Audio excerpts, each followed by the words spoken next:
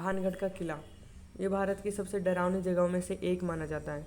भानगढ़ राजस्थान के अलवर ज़िले में स्थित अरावली पर्वतमाला में है। इसे आमेर के राजा मानसिंह के छोटे भाई भगवंत दास ने 17वीं शताब्दी में बनवाया था।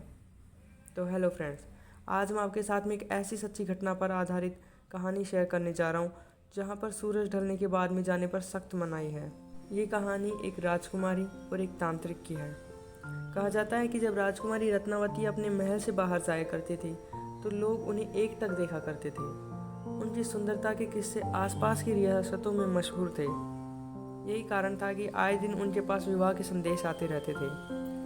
एक दिन जब राजकुमारी अपनी सहेलियों के साथ बाजार घूम रही थी तो उन पर एक तांत्रिक की नज़र पड़ी और वह तांत्रिक उन पर पहली नज़र में मोहित हो गया।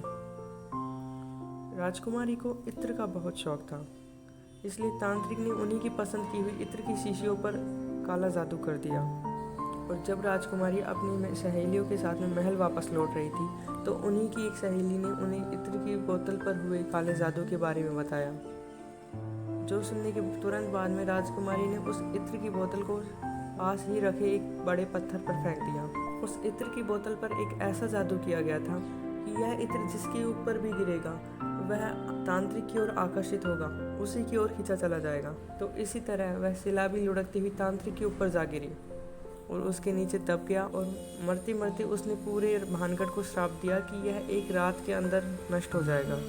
और कुछ ही दिनों बाद में आसपास की रियासतों में युद्ध छिड़ गया और जिसमें भानगढ़ पूरी तरह तबाह हो गया और उसके बाद में आज तक भानगढ़ दोबारा नहीं बसा। आसपास के लोगों की माने तो आज भी भानगढ़ से तांत्रिक सिंधु शेवड़ा के चिल्लाने की आवाज़ें आती है और रात होने के तुरंत बाद में वहाँ पर सरकार द्वारा जाने पर सख्त मनाही है।